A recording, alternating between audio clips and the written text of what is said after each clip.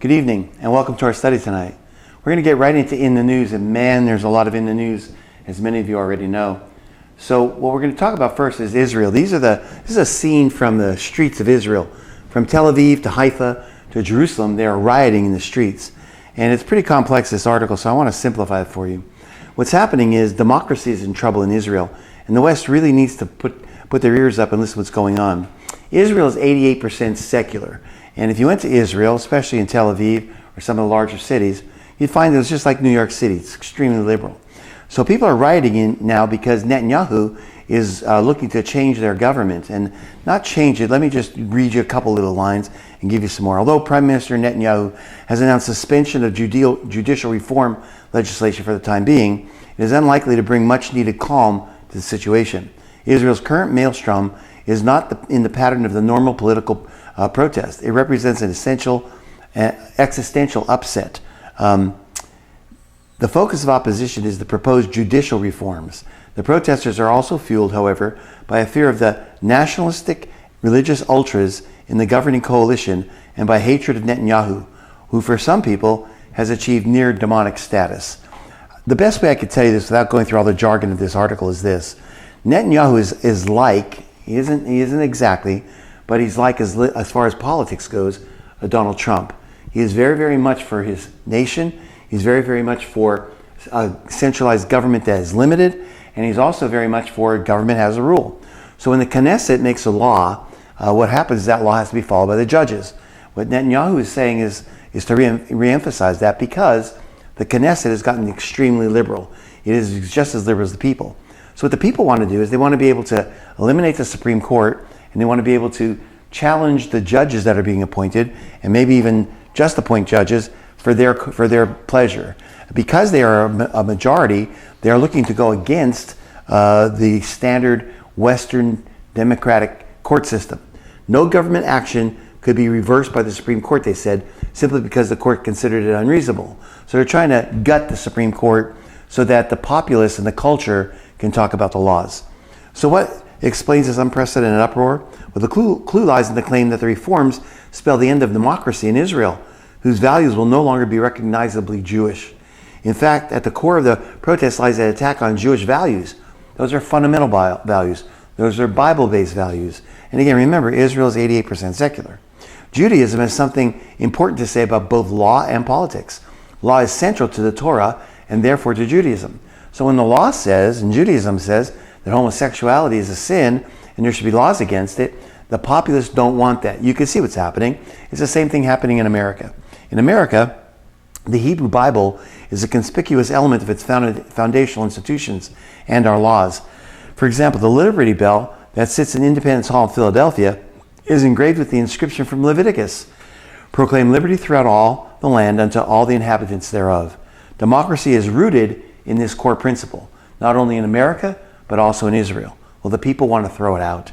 Although government needs checks and balances, the elected parliament in a Western nation is supreme.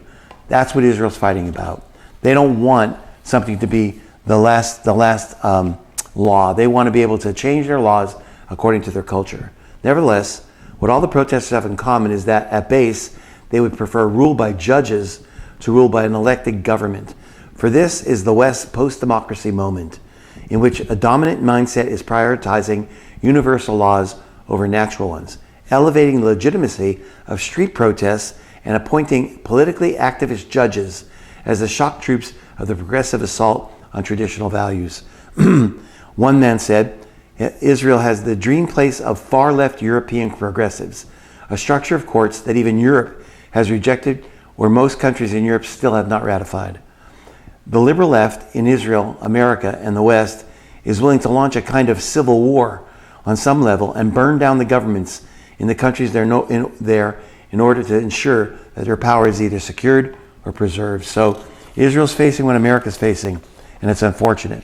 As we're talking about Israel, let me tell you what Benjamin Netanyahu did this week.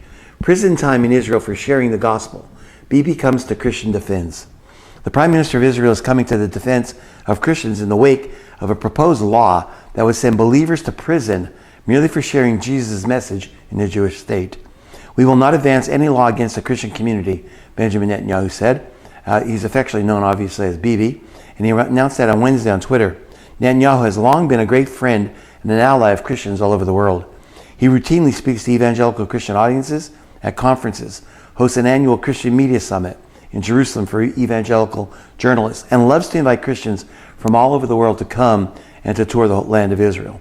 Netanyahu has also been a strong and unwavering defender of protecting the human rights of free speech, freedom of religion, and freedom of conscience for all Israelis, including Christians. What's more, over the years, Netanyahu has his center-right Likud party have consistently shot down any bills that would have threatened the rights of Christians in Israel. So what's happening in Israel? Again, parallel it to the United States.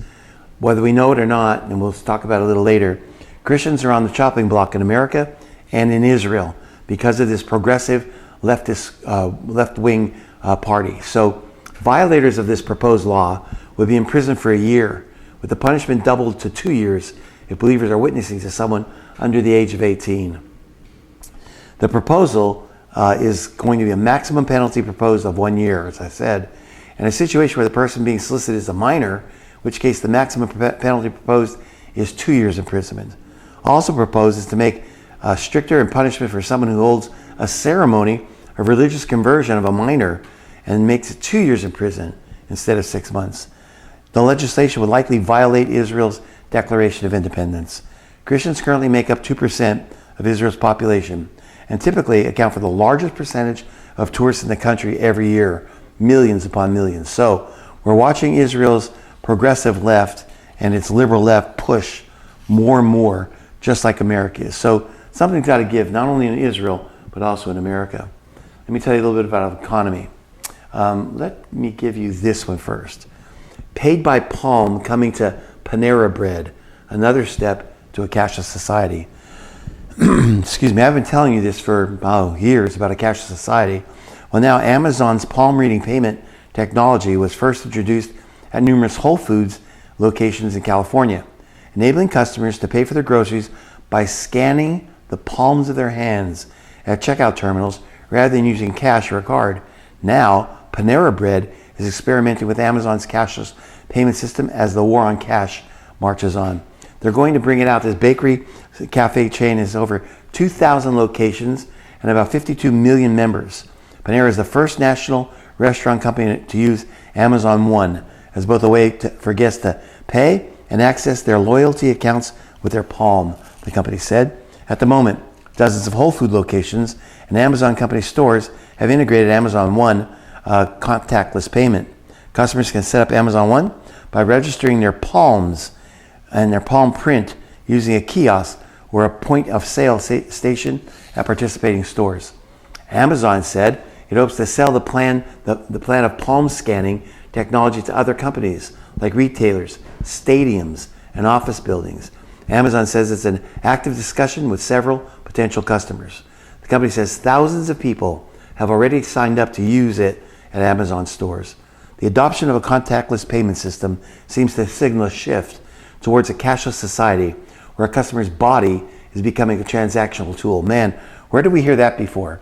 Well, how about 2,000 years ago, John on the island of Patmos said in Revelation chapter 13 that you'll have a mark on your hand, free and slave, great and rich, great, rich and poor, small and great, rich and poor. They'll receive a mark on their hand or their forehead so that you cannot buy or sell unless you had the mark. For 2,000 years, we didn't have the technology to make that possible. Now we have worldwide technology that not only is making it possible, it is happening. Many Christians are concerned that the acceptance of such technology is conditioning people for when the actual mark of the beast is implemented. Let me be clear. This is not the mark of the beast. It's another step closer to the mark of the beast. What often starts off as voluntary can easily become mandatory. Let me repeat that. What often starts off as voluntary can easily become mandatory. Christians have long debated the meaning of the mark of the beast. It still remains to be seen if the mark will be digital tattoos, microchips under the skin, or some other form of biometric payment using the hand, such as Amazon Pay. But there is no denying it. Our generation appears to be the first in the history of man to have the technology and now cultural conditioning to fulfill this prophecy. Let me give you this one. Consumers tapped out, signs of major credit contraction and economic slowdown. When there is fear in the air, banks start getting really tight with their money. And right now, there's a lot of fear in the air. A major credit contraction would be a nightmare scenario for the economy. There is evidence this is already starting to happen. On Wednesday, U.S. Treasury Secretary Janet Yellen publicly admitted that blanket coverage of all uninsured deposits in U.S. banks is not even under consideration. In response to a direct question about whether the Treasury would circumvent Congress to insure all deposits, Yellen replied, "I have not considered or discussed anything having to do with blanket assurance of guarantees of all deposits." When she made this statement, she poured even more lighter fluid on small and mid-sized banks all over the country. In response to a tweet in which Joe Biden tweeted that the accomplishments of his administration, Elon Musk warned that, quote, "the banks are melting." Musk is quite correct. Our banks are definitely in the process of melting, and hundreds of them could soon be in very serious jeopardy. So the question is, down to you and I, do you have money in a savings account in a bank? Well, that's what they're saying. It could melt down. We could lose some of our principal in that, if not all. Again, I don't want to jump to conclusions, but that's exactly what happened in a democratic Greece not too many years ago. And just to make sure that hordes of banks will soon be teetering on the brink of disaster, the Federal Reserve hiked interest rates once again this week. Our banks are stuffed to the gills with these government bonds, and every time rates go up, those bonds become even less and less valuable. As economic activity slows down, companies all over the nation will be forced to slash payrolls. We've already been witnessing a tsunami of layoffs in recent months, and it appears that this tsunami is gathering even more momentum. Walmart has just announced it'll be giving the axe to hundreds of e-commerce fulfillment workers. Consumers have racked up insurmountable credit card debts while draining personal savings to near record level lows. Meanwhile, it's the 23rd straight month where Americans' cost of living has outpaced their wage growth. Bottom line, U.S. consumer is 70% of the U.S. GDP, and the Walmart layoffs are yet another sign that the 2023 GDP is set to take a tumble. Even Disney is being forced to slim down. In fact, we're being told that the coming wave of Disney layoffs in April will be a bloodbath, quote unquote. Insiders tell Deadline that multiple rounds of cuts are being prepared. First one targeted for late March, but by April, there'll be a big wave described as the big one, or a bloodbath, when a large portion of the cuts are expected to come. We haven't seen anything like this since 2008, and every month, this crisis seems to escalate even more. You know that things are bad when one of the largest employment websites in the entire world conducts massive layoffs. Job search platform, which was blowing and going. Indeed, you've seen the commercials, I need Indeed. They announced on Wednesday that it plans to lay off 2,200 employees, 15% of its staff. As economic activity slows down, it's inevitable that many more Americans will suddenly lose their jobs. We have been anticipating that a major economic meltdown was coming, and now it's here. Unfortunately, most Americans still assume that our leaders know exactly what they are doing, but the truth is that way too often they are taking actions that are making our problems even worse. Our leaders don't have a clue. The Biden administration is the most horrific administration this country has ever seen. This man is a waste, and I'm going to be very honest with my opinions, especially now. This is not an article I'm going to read to you. This is my own opinions. I wrote them down so you'd know about it. The tragedy that happened in the Nashville Covenant School shooting. I put it under religion because that's what it is. This is about religion. This massacre at the Covenant School in Nashville killed 3 9-year-old children and 3 adults. One of the children was the pastor's child. One of the adults was the school's top administrator. This school is a Presbyterian school with high standards and part of the Presbyterian church that's split from the more liberal Presbyterian church. This school and church hold to traditional values of family and are opposed to same-sex marriages. This school was targeted by a transgender who used to attend the school.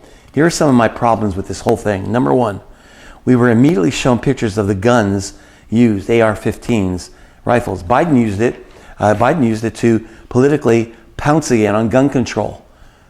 Second, guns don't kill people. People kill people. Why were we not shown the manifesto this transgender wrote? 4, this was targeted against Christians. She had 6 maps of the school. We need to see her manifesto.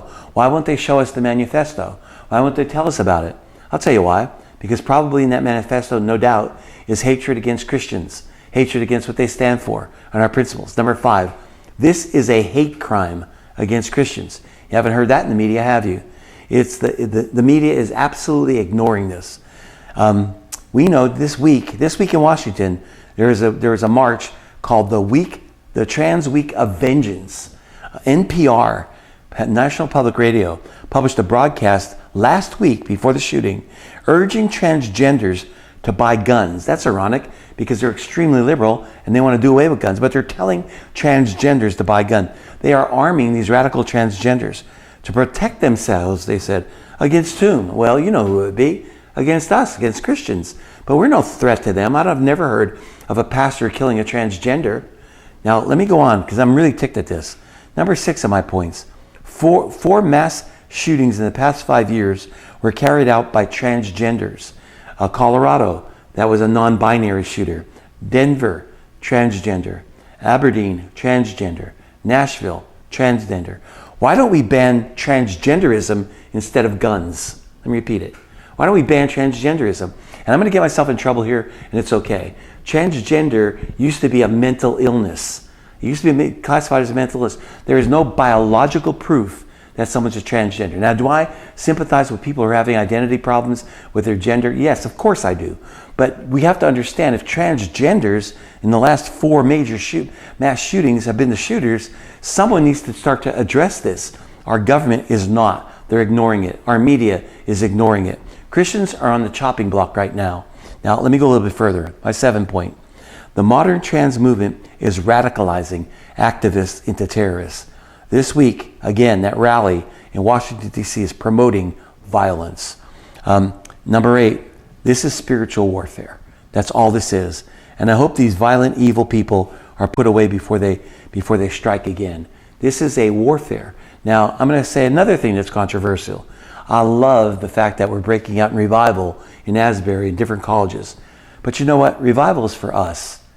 I wish we could get together in a revival type setting and pray down this evil that's all around America. I wish we had all-night prayer meetings for months against the evil that's there. Transgenderism and Antifa and Black Lives Matters are all webbed together. Matter of fact, I saw one protest sign talking about come out for Antifa rally, all you transgenders, because we are you. And so we're watching this. I'm not sure why anybody's not seeing this. Let me give you one other thing. My 9th point. Pastors, wake up. Wake up. Stop tiptoeing around the fact that transgenderism is sin. Yes, Jesus loves everyone. No, Jesus doesn't accept everyone's sin. We are to repent of our sins. We need to have a standard. Who do I blame in America? I blame churches and pastors.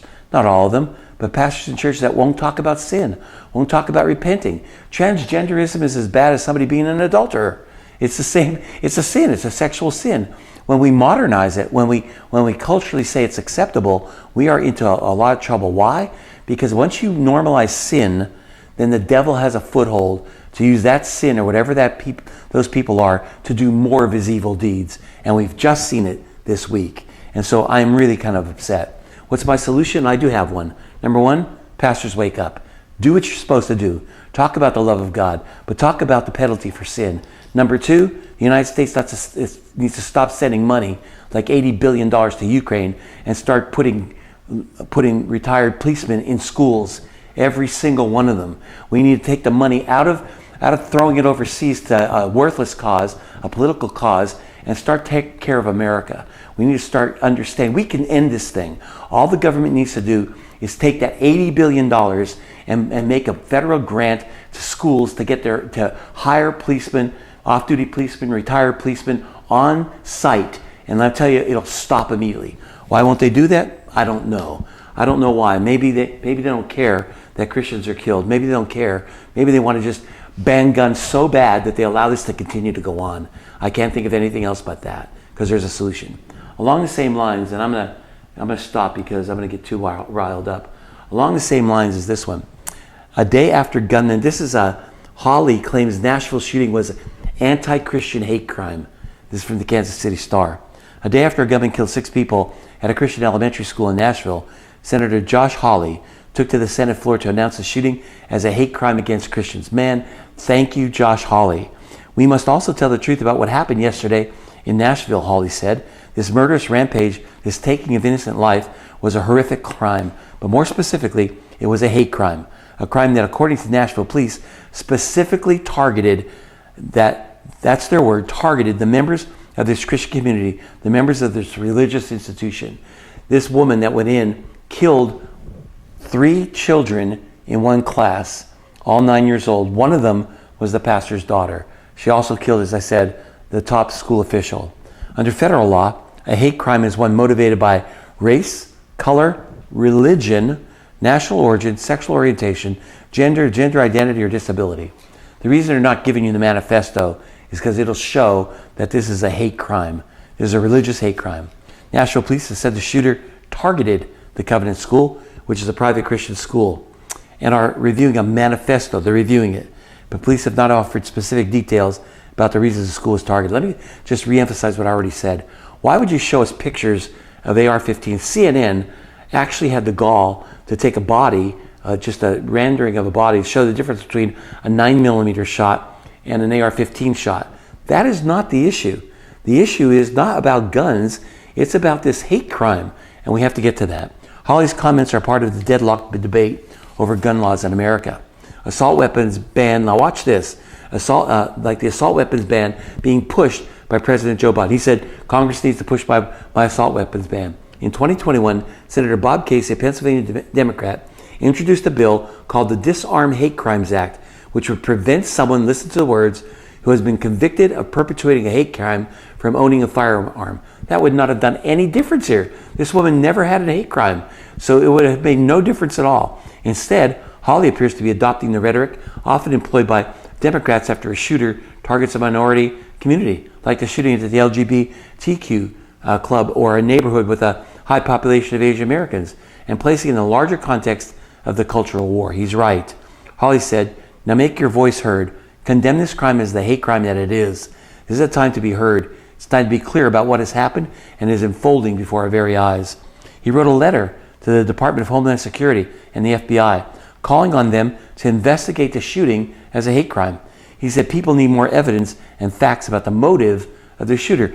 Most of the times when you have a crime, you have a motive. That's the first thing that's told. It's not necessarily how it was done. Later on, those details will come out, but it's about the motive. Well, the FBI, what did they respond?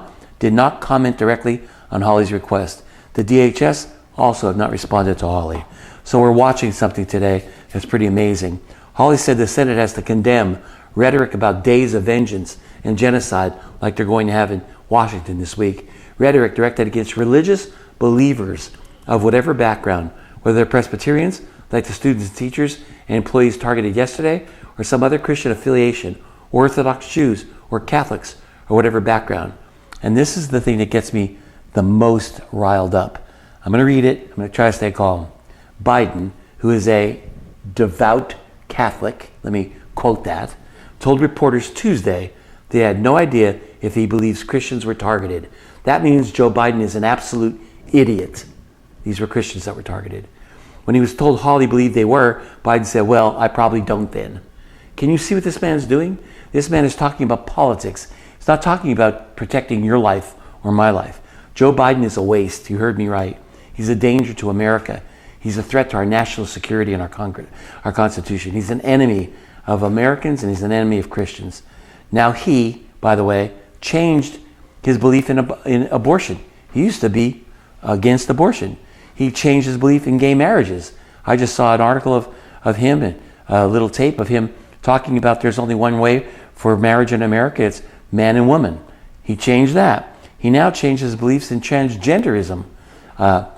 He now, as always, is a political chameleon. This man cannot be trusted, and I'll tell you what, he's the worst person on the planet to put in as a president.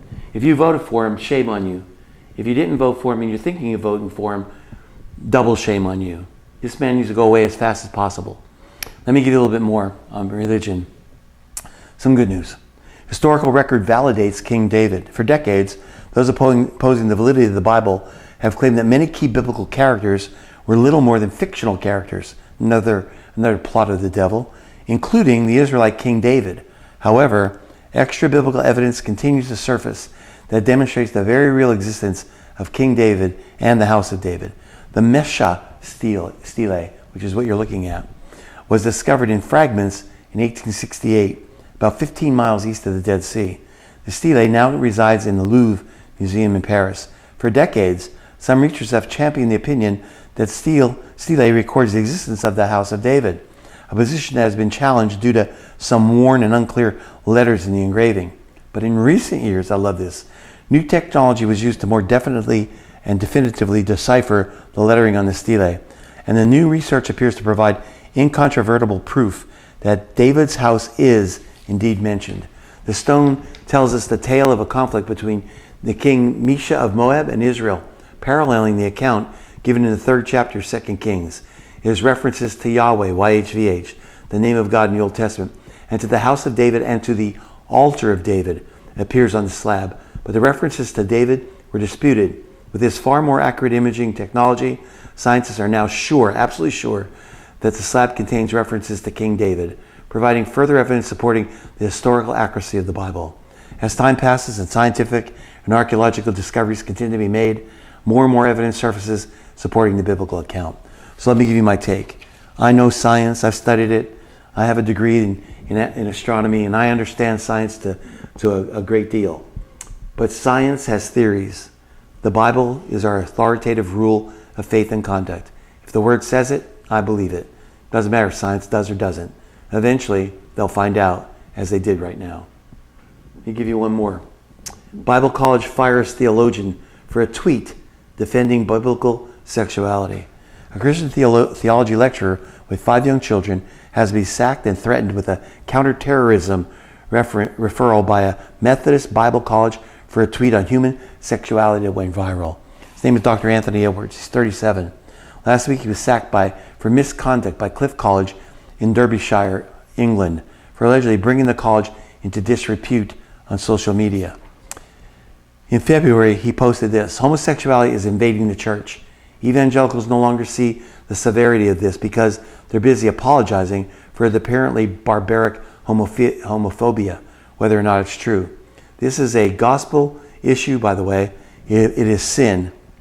And if sin is no longer sin, then we no longer need a savior. That's what he tweeted. On March 8th, a disciplinary hearing was held. It was revealed that the college was considering referring Dr. Edwards to prevent the government's counterterrorism watchdog. Dr. Edwards was interrogated, arguably seeking to accuse him of so-called conversion therapy, or what we would do if a same-sex attracted student asked him to pray for them about their sexuality. Following the disciplinary hearing, however, Edwards was sacked, now believes he'll no longer be able to work in higher education. He said, "The reaction to my tweet and the unjust treatment I have experienced by Cliff College and the Methodist Church in Britain completely illustrates the problem my tweet addressed. It seems the college is a safe place for those who are pro-LGBTQ, but not for conservative evangelicals. What has happened exposes that living with contradictory convictions is not possible for an evangelical Christian." All right, let's continue to go on. Your tax dollars at work, moral decay. Biden under fire for funding drag shows in Ecuador. On Thursday, Secretary of State Anthony Blinken testified at a hearing at the House Appropriations Committee regarding the State Department's 2024 budget. In one particular revealing interaction, Blinken was asked about a State Department's grant that was approved for an LGBT project in Ecuador and a grant offer in Botswana.